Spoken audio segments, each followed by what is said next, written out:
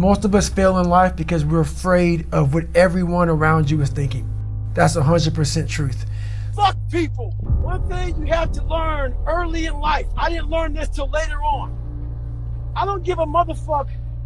You can't care what anybody thinks about you. If I cared what people thought about me, you think I'd be yelling out here, doing a 105-pound ruck, talking shit? This is who I am.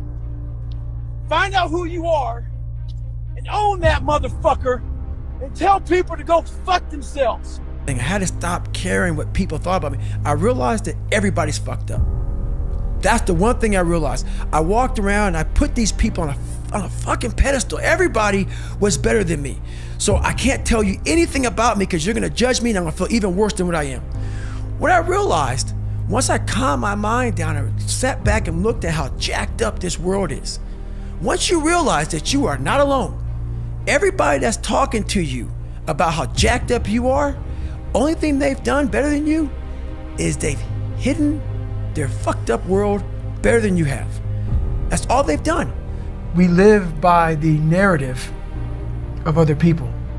When I first called a recruiter to be a Navy SEAL and I was 297 pounds, the first recruiter looked at me and said, "You're not gonna be able to make this, man." So what he was doing was he's projecting his energy on me. He knew he couldn't be a fucking Navy SEAL.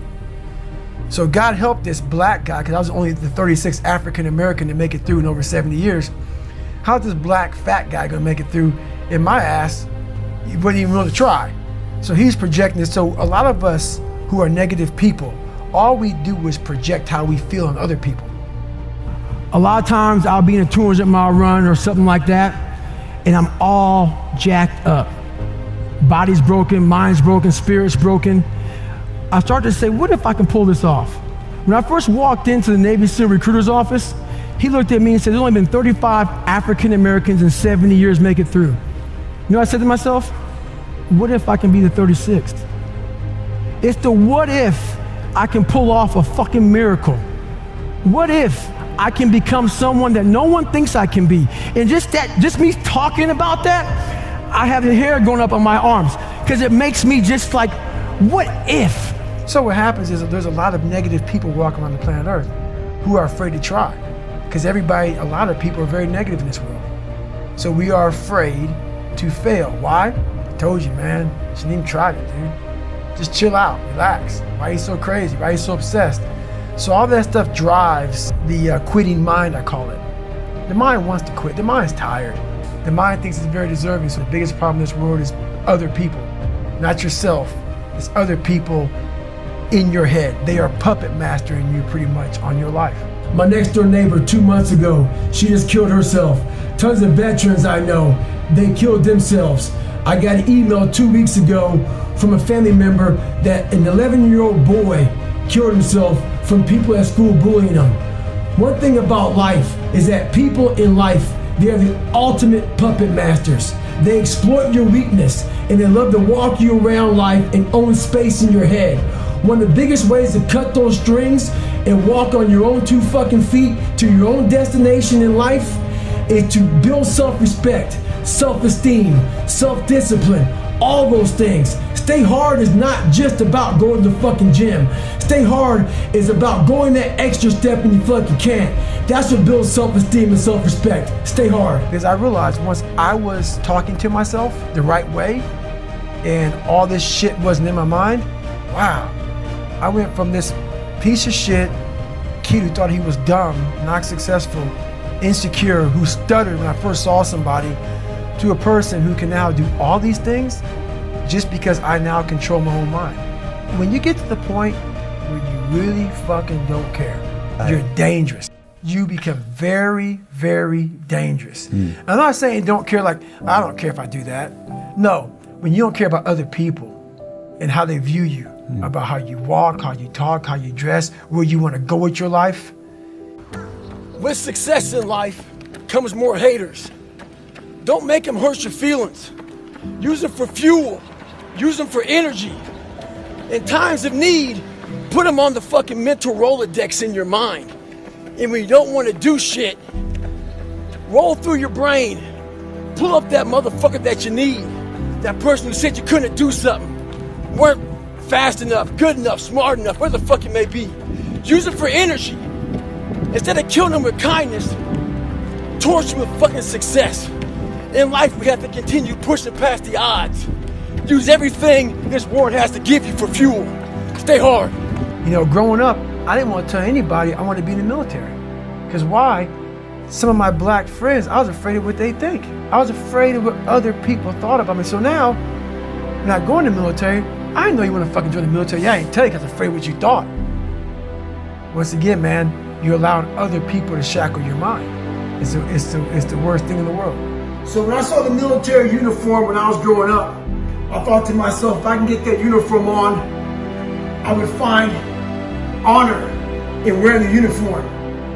So not only do I want to be in the military, I want to be in special ops. But I realized to be in special ops, you gotta know how to swim. So I got a how-to book on swimming. The first page was easy. Float. So I went to the pool, tried to float. I sank right down to the bottom. I realized I was negative buoyant as hell. The more I failed, the more my father's words would creep into my mind about how I'm not good enough. All this other bullshit he said to dehumanize me. As time went on, I started realizing the more I didn't quit, the more self-respect I gained. And the power was all mine. In life, it's important to do one thing. Many people will try to dehumanize you. It's up to you to find self-respect and dignity in yourself. You don't need a uniform to have honor. You need to have pride in yourself. Dignity. Stay hard.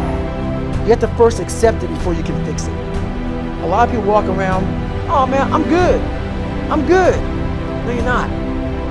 You have to accept what you're not. You have to, and people don't want to do that.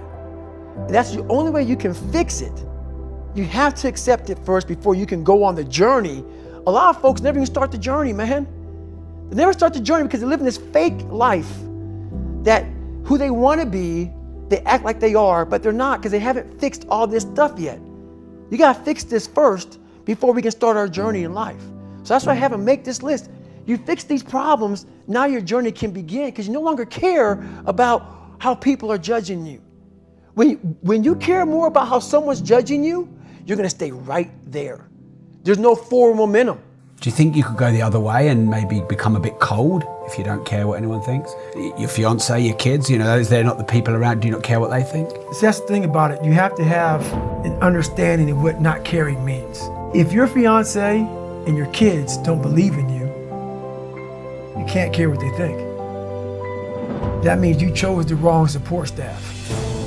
So that's why a lot of people don't understand one another. Your support staff has to be like, if I want to go out and do whatever it is, my support staff is, my fiance. If she's like, you know what, I don't think that you should be doing that, I have to take it, why? So I can be open-minded. So why are you saying this? But if she's saying it because of her, that's not the right thing. Because I need backing to do what I'm going to do. Open-mindedness, I need support. So you got to be very clear thinking about all that stuff. For instance, there's all these things that are on TV, and we have all these news people judging people who fuck up in life. And yeah, they made big mistakes. But that person who is judging you on TV, I guarantee you that news person is saying, I'm glad that my shit didn't come out. I know that about people. So if you want to sit back and judge how jacked up I was and how messed up my life was, Merry Christmas, go for it. Have a good time. But I'm smiling at you right now, knowing you have a secret that you're not willing to share. It gives you a lot of power when you're able to go on a podcast this big and say, hey, tell me, I'll tell you anything you want to know. I no longer care. There's a lot of power in that. To be able to put your life on a billboard for the whole world to see and say, judge it, man. Judge it. Like just me talking about it makes me feel good. And that's another thing about it.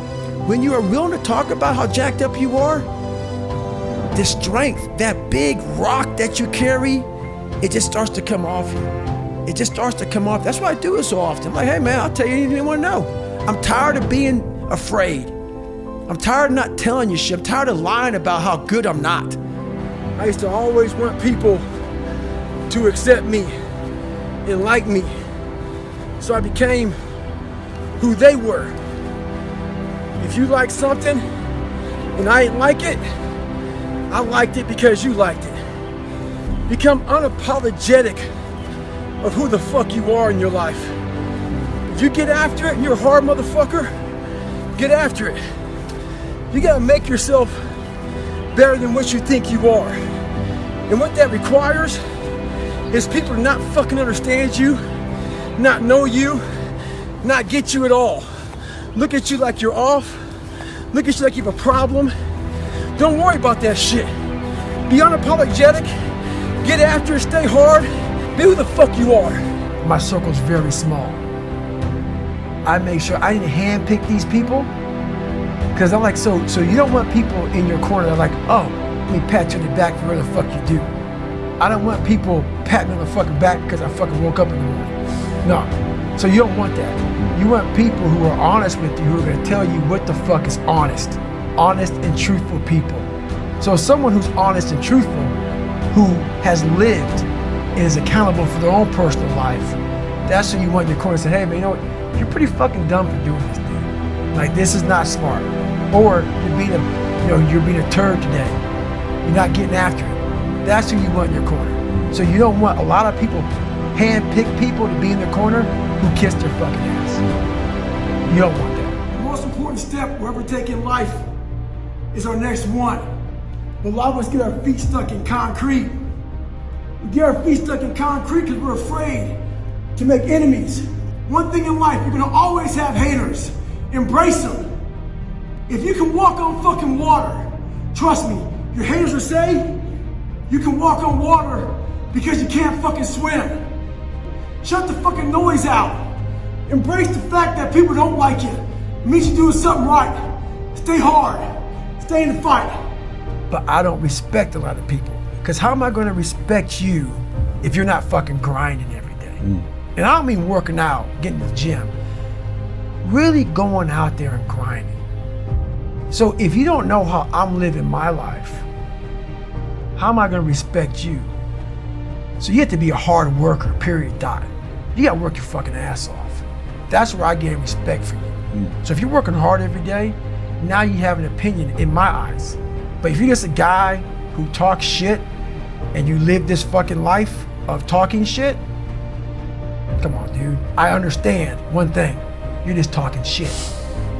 But if I see you every fucking day of your life trying to be better, every day going through all the wickets to be better, you got my attention. I respect you now. So we first have to face the real you. The real me is David Goggins. The real me is a guy looking at you right now saying, I don't want to fucking be on this show right now because I used to stutter as a kid. And I'm afraid of that. I'm afraid that here in a second, I'm gonna start fucking stammering and stuttering and the whole world's gonna know that I have all these issues. But that's when I see right now, okay, Goggins, you gotta go on this fucking show. That's Goggins. Goggins is saying, okay, David Goggins, you're a punk. Life made you this way. We can't live like this. We can't live in fear. We can't live in judgment. We can't be afraid of what the fuck people right now are looking at me saying about me. We cannot be afraid of that. That's Goggins. Goggins saying, fuck all of you who don't like me, who don't want to, and that person then comes in. But you have to be David Goggins and say, man, I'm afraid of this. I'm fucked up here. Life made me this way here. I stutter. I have these issues with reading and writing, and I'm fat and I'm insecure. You have to face that in that dark room. In that dark room is who you are. But in that dark room is where you have to create another human being that walks out of that dark room to face who you are. That's the only way you're gonna get over all those things. You have to create someone else. Not like you have two different personalities. It is you. But you have to find strength. And that visualization of almost me cracking out Goggins, like almost like that Superman cape, like I'm coming out a different person, a person that doesn't give a fuck about anything. That's Goggins.